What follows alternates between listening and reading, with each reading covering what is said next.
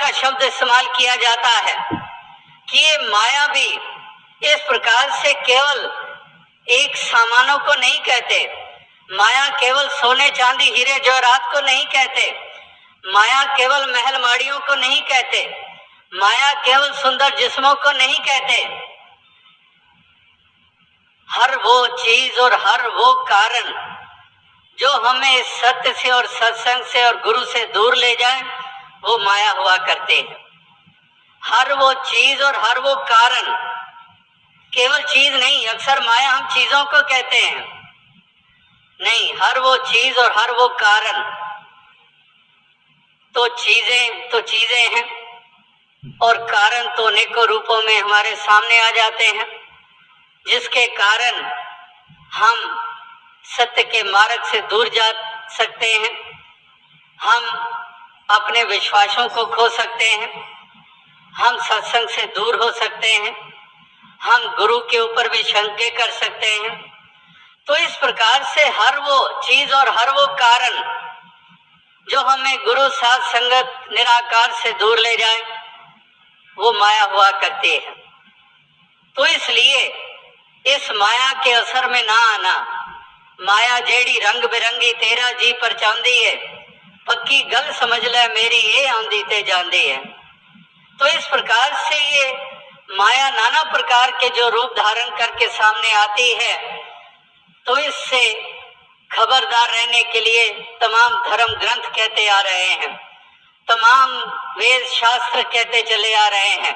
यहाँ तो महापुरुष भक्तजन संतजन ये किस कदर सर आंखों पे उठाते हैं, ये कितनी स्तुति करते हैं, कितनी शलाघा करते हैं, लेकिन अगर वो शलाघा जो कर रहे हैं उनकी भी कदर हम खो दें, तो फिर हम कहाँ पर खड़े रहेंगे।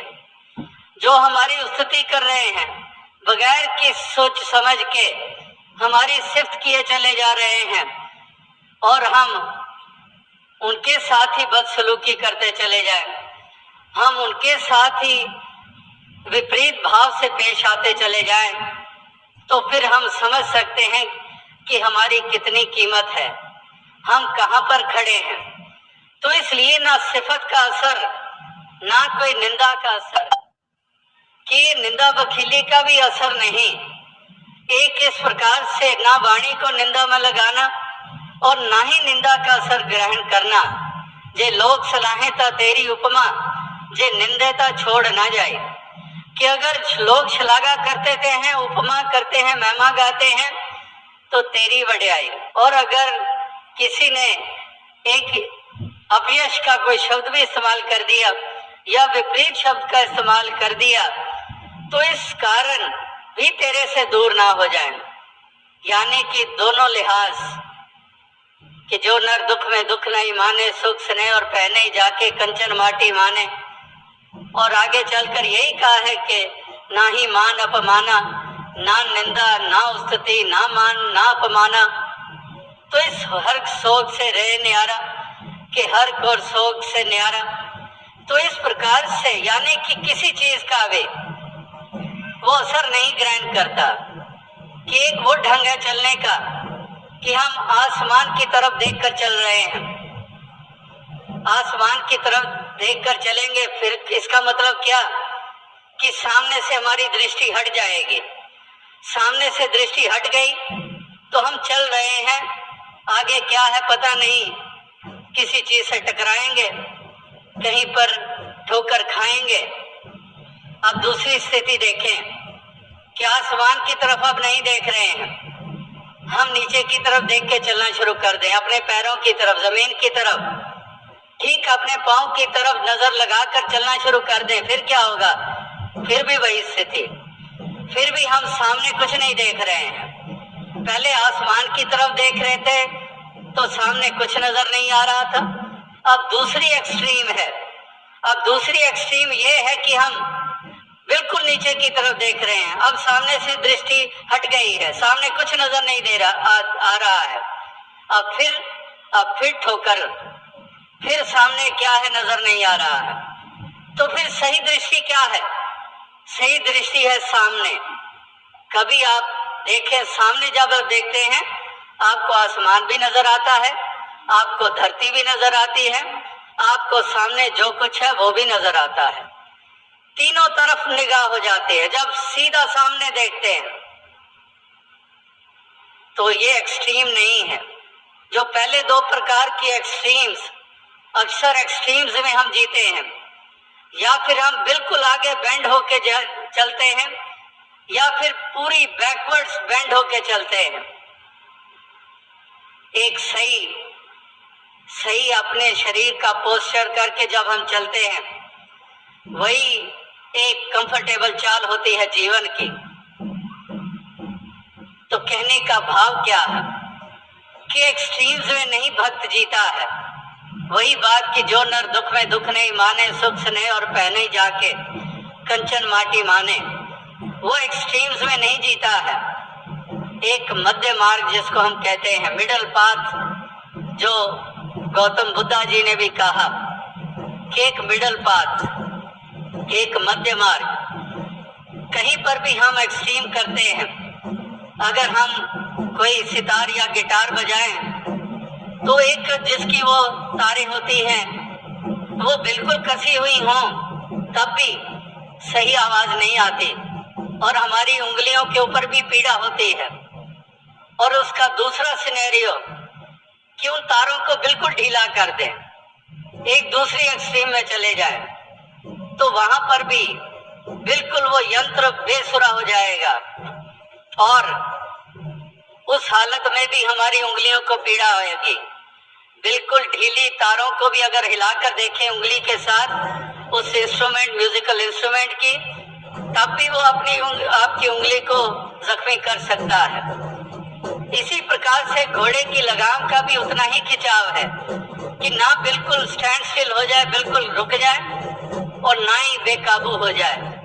इतना कुछ काबू उसके ऊपर रखा जाता है, उतनी कुछ ढील, उतना कुछ कसा हुआ वो लगाम के ऊपर हाथ होता है।